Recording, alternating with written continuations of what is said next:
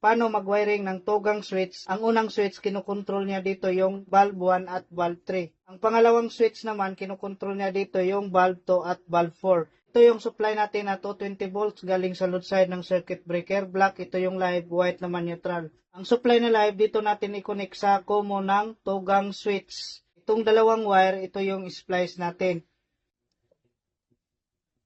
Next, dito naman tayo sa return ng tugang switch. Ito yung return ng switch 1 at return ng switch 2.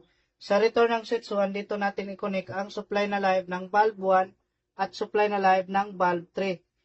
Bali, itong tatlong wire, ito yung splice natin. Next, dito naman tayo sa return ng switch 2. Sa return ng switch 2, dito natin i-connect ang supply na live ng bulb 2 at supply na live ng bulb 4. Bali, itong tatlong wire, ito yung splice natin. Next, dito naman tayo sa supply na neutral. Sa supply na neutral, dito natin i-connect ang supply na neutral ng bulb 1, supply na neutral ng bulb 2, supply na neutral ng bulb 3, at supply na neutral ng bulb 4. Bali, itong limang wire, ito yung splice natin. Next, ikabit naman natin dito ang common wire at dalawang return dito sa tugang switch. Ang common wire, dito natin yan i-connect sa off position ng unang switch.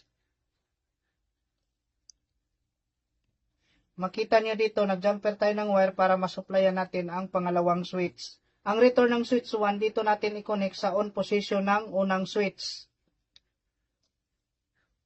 Ang return ng switch 2, dito natin yan i-connect sa on position ng pangalawang switch. Next, lagyan na natin ng electrical tape ang ating connection. Next, ikabit na natin ang ating tugang switch dito sa utility box. Next, ikabit na natin ang ating bulb 1, bulb 2, bulb 3, at bulb 4. Next, una natin ang ating circuit breaker.